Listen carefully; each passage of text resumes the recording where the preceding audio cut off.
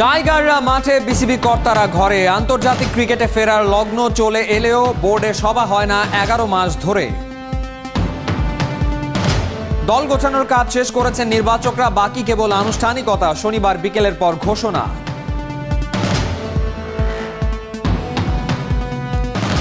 অভিজ্ঞ pacer কিমার road series না জেতার কারণ দেখেন না, বললেন দলটা দুর্বল হলেও অনেকের আছে ভালো সম্ভাবনা। তামিম রয়েছে, সাকিব ফিরে এসেছে, মুশফিক ভালো ব্যাটসম্যান, মাহমুদুল্লাহ, ওদের দলে বড় বড় কিছু নাম রয়েছে, কিন্তু আমরা কেবল নিজেদের দিকে ফোকাস রাখছি। মাঠ নিয়ে সারাদিন ধরে ফুটবল আর আর্চারির ঝগড়া। ক্রীড়া মন্ত্রণালয়ের নির্দেশনায় দিন শেষে সমঝোতা। আমার কিছু বলার নাই তো, কারণ সিদ্ধান্ত মন্ত্রণালয় ইচ্ছে করলে দিতে পারতো, না এই মাঠ বরাদ্দ বাতিল, এটা তো দেয়নি, বলছে সমন্বয় করতে। আমি সমন্বয় করলাম। টানা 11 বার দ্রুততম মানবীর খেতাব জিতলেন শিরিন আক্তার। ইসমাইল হোসেন জিতলেন ছেলেদের 100 মিটার।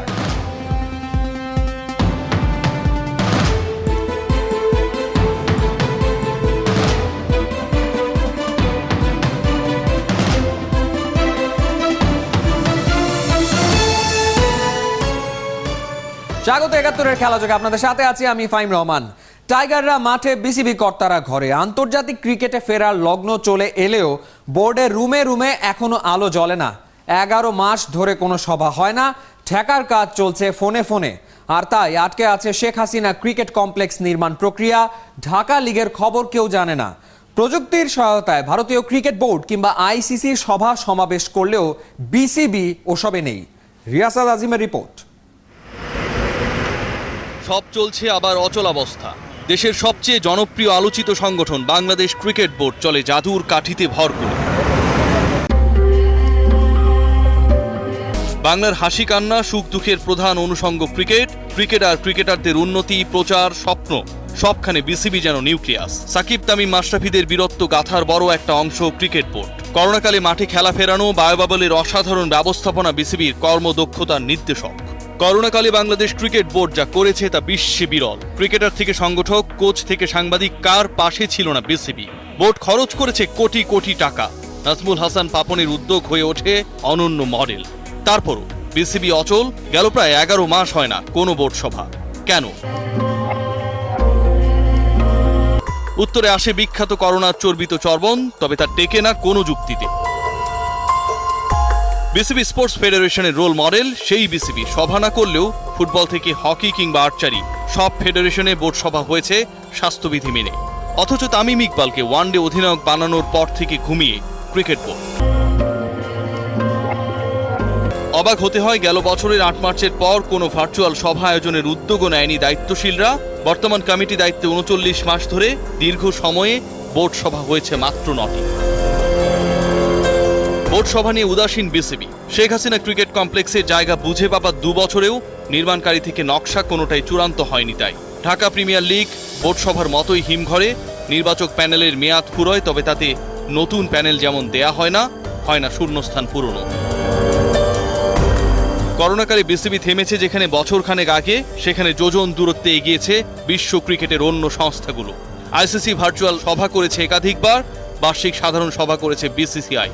কোহলিরা পেয়েছেন নতুন নির্বাচক প্যানেলও। ইসিবি সিএ এনজেডসির মডেল না অনুসরণীয় না অনুকরণীয়। পাশের দেশ ভারতের দিকে তাকালেই বোঝা যায় চলছে রুটিন ক্রিকেট। রঞ্জি শুরুর অপেক্ষায় 6টা বিশেষ বায়োবাবলে চলছে মুশতাক আলী ট্রফি। পরিচালকরা নিয়মিত আসেন বোর্ডে। প্রেসিডেন্টস কাপ কিংবা বঙ্গবন্ধু টি20-র ফাইনালগুলো মিস হয় না। অথচ 8 পরিচালকের উপস্থিতিতেই বোর্ড সভা আয়োজন সম্ভব। গঠনতন্ত্র অন্তত তাই বলে। দিন শেষে কোনো এক সভায় পাশ হবে পড়ে থাকা সব এজেন্ডা, আসবে নতুন ঘোষণাও। কিন্তু স্থবিরতার দায় গিয়ে পড়ে তো একজনের উপর, নাজমুল হাসান। একক দক্ষতায় সব সামলানো বোর্ড সভাপতি কেন দায় নেবেন পুরো বোর্ডের অচল অবস্থা? রিয়াসাদ আজিম, 71। দল গোছানোর কাজ শেষ করেছেন নির্বাচকরা, বাকি কেবল আনুষ্ঠানিকতা। ঘোষণার আগে শুধু তাসকিনকে আরেকটা বার দেখতে চান নান্নু আর সুমন। আর সে কারণেই দ্বিতীয় প্রস্তুতি ম্যাচে সবার মনোযোগ এখন এই স্পিড স্টারের দিকে। বাকিরা জায়গা পাকা করে ফেলেছে দলে। শনিবার পরন্ত বেলায় শোনা যাবে 18 নাম যারা লড়বে উইন্ডিজের বিপক্ষে। নাইয়ান বিন জসিমের রিপোর্ট। হেড কোচ রাসেল ডোমিঙ্গো সঙ্গে 2 নির্বাচক, সব মিলে 6টা চোখ। আতশী কাঁচের নিচে ছিল বিকেএসপির প্রস্তুতি ম্যাচ। 23 ক্রিকেটার থেকে 3 ওয়ানডের জন্য 18 জনের চূড়ান্ত দল। কে কাটা পড়ছে, কে টিকে থাকছে, বৃহস্পতিবারই সেটা কাগজে তুলেছে টিম ম্যানেজমেন্ট। সবই তো চূড়ান্ত, তাহলে দল ঘোষণায় দেরি কেন? কারণটা তাসকিনের ইনজুরি। ওর জন্যই নির্বাচকদের শেষ প্রস্তুতি ম্যাচ পর্যন্ত অপেক্ষা। ঠিকঠাক বাকিটা। ওয়ানডের 18 সদস্যের চূড়ান্ত দলে থাকছেন 4 ওপেনার, অধিনায়ক তামিম ইকবালের সঙ্গী লিটন দাস, সৌম্য সরকার আর নাজমুল শান্ত। দলে 5 মিডল অর্ডার, সবশেষ বিশ্বকাপে থাকা 4 জন।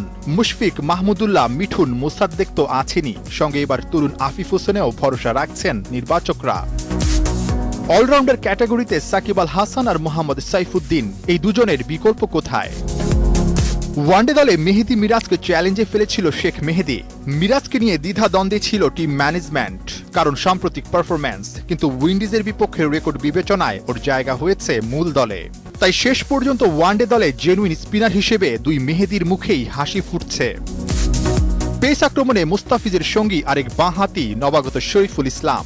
তরুণ হাসান মাহমুদও প্রস্তুতি ম্যাচে 4 উইকেট নিয়ে প্রথমবার ওয়ানডের মূল দলে জায়গা করে নিয়েছে। রুবেল তো থাকছেই, ইনজুরি আক্রান্ত তাসকিনকেও আপাতত রাখা হয়েছে। সব মিলে 18 জনের চূড়ান্ত দলে 5 পেসার। বাদ পড়াদের তালিকায় তাইজুল ইসলাম, ইয়াসির রাব্বি, নাইম শেখ, আলামিন আর নাসুম আহমেদ। শেষ পর্যন্ত 18 জনের দলটা 16 জনেও নেমে যেতে পারে। সেক্ষেত্রে মোহাম্মদ মিঠুন আর মোসাদ্দেক সৈকতের কপাল পুড়বে। নাহিয়ান বিন জসিম, 71, ঢাকা। কে এলো না এলো তা নিয়ে দেশের ক্রিকেট মহল ভাবতে পারে, তবে ক্যারিবিয়ানরা খুব একটা ভাবছে না। ওরা খেলতে এসছে, জিততে এসছে, ক্রিকেটটা উপভোগ করতে চাইছে। অভিজ্ঞ পেসার কিমার রোজ তো সিরিজ না জেতার কারণ দেখেন না, বললেন দলটা হয়তো একটু দুর্বল, তার মানে এই না যে জেতার ক্ষমতা রাখে না। দুর্বলতা ঢাকতে খেলতে হবে নিজেদের সেরাটা। রহমান পেয়ারের রিপোর্ট। অতিথিদের ডেরায় এক ঝাঁক আনকোরা মুখ। বাংলায় প্রশ্নপত্রের উত্তর লিখতে অভিজ্ঞ পেসাররাই ভরসা। আঙুলের চোট ছাড়েনি পুরোপুরি। টেস্টের আগেই ফিট হবেন নাইম হাসান। চোখের দেখায় ক্যারিবিয়ানদের অনুশীলন দেখে মাথায় হয়তো ওদের বিপদে ফেলার ফন্দি আঁটছেন এই স্পিনার। অবশ্য চনমনে কেমার রোজকে দেখে বোঝার উপায় নেই অর্ধেক শক্তির দল উইন্ডিজ। অনভিজ্ঞ দল নিয়ে যুদ্ধ জয়ের আশা টেস্ট স্কোয়াডের মূল অস্ত্রের। বাংলাদেশ বেশ ভালো দল। তামিম রয়েছে, সাকিব ফিরে এসেছে, মুশফিক ভালো ব্যাটসম্যান, মাহমুদুল্লাহ। ওদের দলে বড় বড় কিছু নাম রয়েছে, কিন্তু আমরা কেবল নিজেদের দিকে ফোকাস রাখছি। 2009 সালে বাংলাদেশের বিপক্ষে টেস্ট অভিষেক হয়েছিল ডানহাতি রোচের। সিরিজে হোয়াইট ওয়াশ হলেও কিংস্টাউনে ওই ম্যাচে শিকার করেন 6 উইকেট। সাদা পোশাকে বাংলাদেশের বিপক্ষেই রেকর্ড সবচেয়ে ভালো রোচের, 8 টেস্টে 33 উইকেট। তবে বাংলাদেশের মাটিতে রেকর্ড অতটা উজ্জ্বল না। সবাই জানি বাংলাদেশ সবসময় পেসারদের জন্য কঠিন। যদি ভালো পরিকল্পনা করতে পারি, ভালো জায়গায় বল করতে পারি, তা আমাদের জন্য সহায়ক হবে। ক্যারিবিয়ানদের টেস্ট স্কোয়াডে পেস ব্যাটারিতে রোচের সঙ্গে আছেন শ্যানন, গ্যাব্রিয়েল, আলজারি, জোসেফ। যে কোনো কন্ডিশনে ব্যাটসম্যানদের ভোগানোর সামর্থ্য তাদের আছে। রহমান পেয়ার, 71। ক্যারিবিয়ানদের মেলা ভক্ত এই বাংলায়। গেইল, পোলার, আন্দ্রে রাসেলদের নিয়মিত খোঁজ খবর রাখেন, তেমন মানুষের সংখ্যাও নিতান্ত কম না। কিন্তু কারা এলো বাংলাদেশ সফরে? অখ্যাত অনেক নামের সাথে পরিচিত না এই জনপদের ক্রিকেট ভক্তরা, শুধু বুঝতে পারছে দলটা খুব একটা জাতের না। আসলেই কি তাই? ক্যারিবিয়ানদের ওয়ানডে আর টেস্ট দলের আদ্যপান্ত ধারাবাহিকভাবে বিশ্লেষণ করছে খেলাযোগ। আজ রাকিম কর্নওয়ালের কথা থাকছে মাদিয়া সানের রিপোর্টে।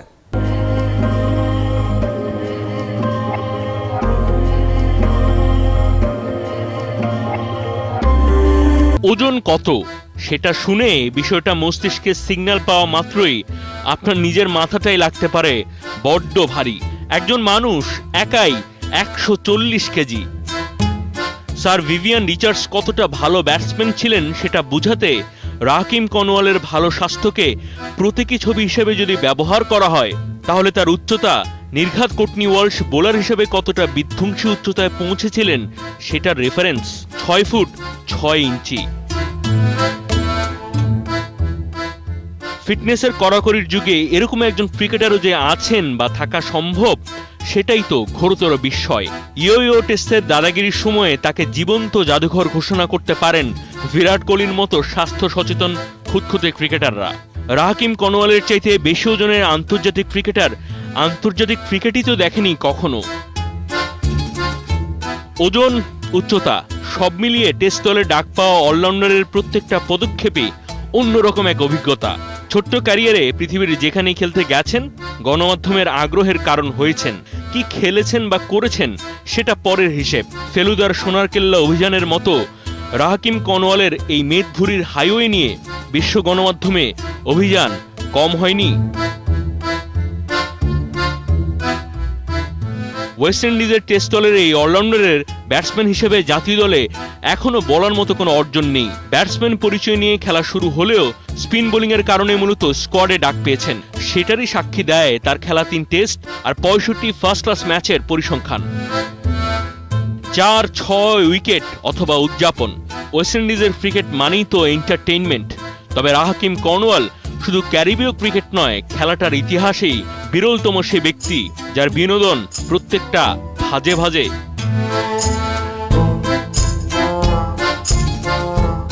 মাহদি হাসান, 71। মাঠ নিয়ে কাড়াকাড়ি, ফুটবল হবে না আর্চারি, সারাদিন ধরে হলো ঝগড়া। ক্রীড়া মন্ত্রণালয়ের নির্দেশনায় দিন শেষে হলো সমঝোতা। প্রিমিয়ার লিগ ফুটবলের 12টা ম্যাচ হবে টঙ্গীর আহসানুল্লাহ মাস্টার স্টেডিয়ামে। গাল ফুলিয়ে সিদ্ধান্ত মেনেছে আর্চারি ফেডারেশন, কিন্তু কর্তারা বলছে ক্ষতিগ্রস্ত হবে সম্ভাবনাময় আর্চারদের অনুশীলন। অর্ণবাবীর রিপোর্টে বিস্তারিত।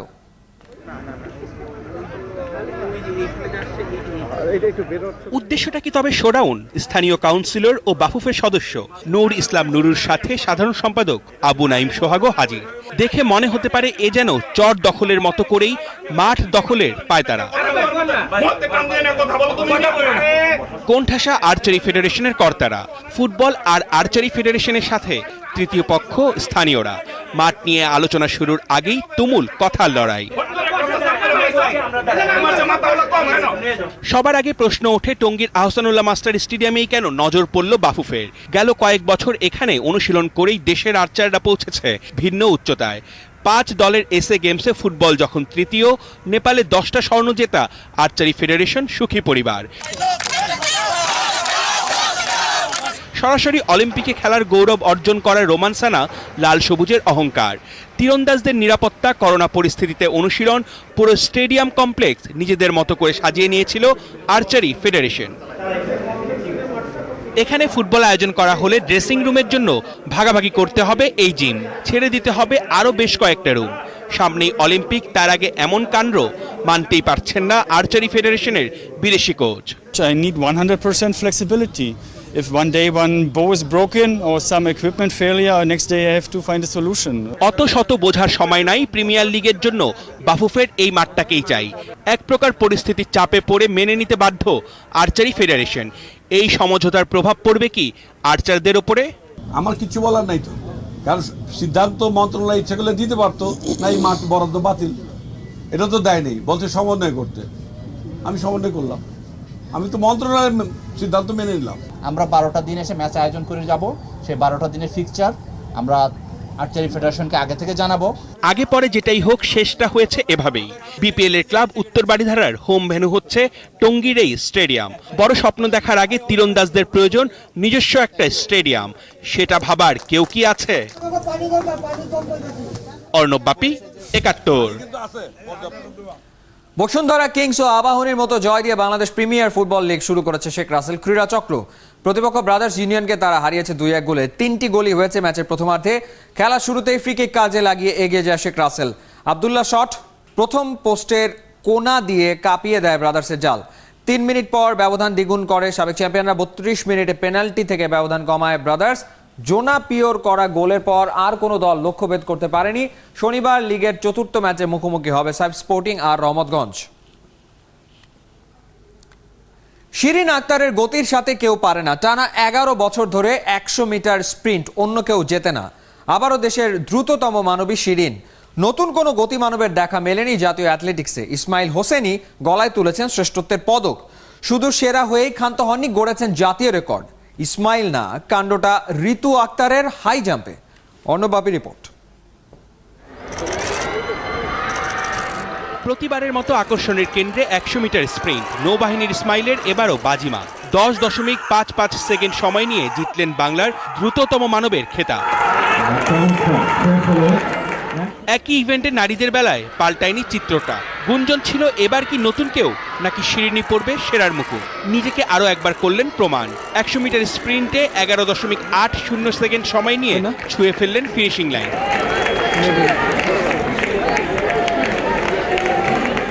শিরিন ইসমাইলের উল্লাসের এই ছবিটা যেন গেলবারের পুনরাবৃত্তি। করোনার কালে প্র্যাকটিস করে অনেক বাধা ছিল, এগুলো অতিক্রম করে যে এই টাইমে দৌড়ে ফার্স্ট হইতে পারছি, ইনশাল্লাহ মানে নিজে নিজে একটু স্যাটিসফাই যে মানে দ্রুততম মানবের খেতাবটা ধরে রাখতে পারছি। 11 থেকে আমি যেন প্রতি বছরই আরও যে কয়েক বছর খেলতে পারবো, সুস্থ থাকবো, ইনশাল্লাহ যেন আমি নিজের রেকর্ডই বারবার ভাঙতে পারি। জাতীয় অ্যাথলেটিক্স প্রতিযোগিতার শুরুটা রঙিন করেছেন ঋতু আক্তার। হাই জাম্পে ও এখন বাংলার সেরা। 1.70 মিটার উচ্চতায় গড়েছেন নতুন জাতীয় রেকর্ড। ঋতুকে নিয়ে উচ্ছ্বাস সবার। গ্রাম বাংলা থেকে উঠে আসা মেয়েটা ক্রিকেট ছেড়ে বেছে নিয়েছে হাই জাম্প। আমার আব্বু মানুষজনের কথা শুনে আমার আব্বু অনেক মন খারাপ করতো যে আমার মেয়েটা এত লম্বা, মেয়েটা আমার রাস্তাঘাটে বের হলেও বলে যে মেয়েটা এত লম্বা, এত চিকন, মেয়েটা কেমনি কি করবে। কিন্তু আমি এইসব মানুষের কথা শুনেই চিন্তা করছি যে আমি এমন কিছু করব যেটাতে আমাকে পুরো বাংলাদেশ চেনে। আমি ভালো কিছু করতে চাই, তো এই জিতটা নিয়ে আজকে আমি এত দূর, আমার চেষ্টায় আমি আজকে এত দূর। 3 দিনব্যাপী জাতীয় অ্যাথলেটিক্স প্রতিযোগিতায় মোট ইভেন্ট 36টি। অংশ নিয়েছে বিভাগ ও সংস্থার হয়ে প্রায় 450 জন অ্যাথলেট।